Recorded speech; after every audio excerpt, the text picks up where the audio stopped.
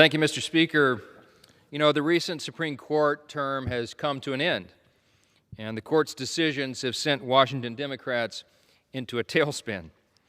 Members of this body have called to abolish the Supreme Court.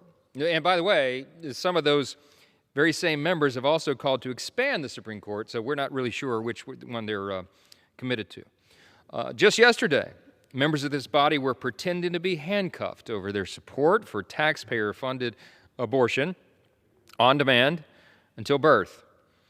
Washington Democrats are making excuses for the outright harassment of Supreme Court justices and even their families, their children, and even the assassination attempt on the life of Justice Kavanaugh. Washington Democrats are silent on attacks against pro-life pregnancy care centers across this country. Some have even called for these centers to be shut down all around the nation. Shut down? It's appalling. It's unhinged. Why would anyone want to shut down pregnancy centers that are designed to help struggling mothers in their time of need? But, you know, that's where we are. Why all the hysterics, though? I mean, my constituents really are curious about this. Why are they so animated right now? Why do they want to tear this institution to the ground? Well, here's the simple reason. Because the Supreme Court has made some very thoughtful, constitutionally based decisions in this term. They correctly said, for example, that a football coach was exercising his First Amendment rights when he privately prayed on the sidelines on the 50-yard line. The Supreme Court correctly said that citizens don't have to ask the government for permission to exercise their fundamental rights to keep and bear arms.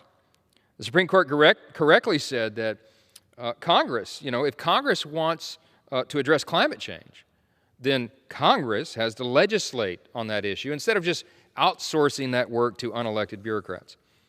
Because the Supreme Court correctly said that elected representatives of the people may again be allowed to place restrictions on the killing of innocent unborn children. That's why they're motivated. That's why they're so unhinged. That's why they want to tear the institution to the ground. I guess we shouldn't be surprised by all this. We are, after all, only a couple of months removed from Senator Schumer's infamous, dangerous, unhinged rant on the steps of the Supreme Court itself, where he said, he called out Justices Gorsuch and Kavanaugh by name, and he said, hey, we're going to release the whirlwind on you. Well, it happened, and it's clear what is happening here. Democrats are doing anything and everything they can to try to use these obvious and straightforward Supreme Court decisions to stoke fear and change the subject before the November election.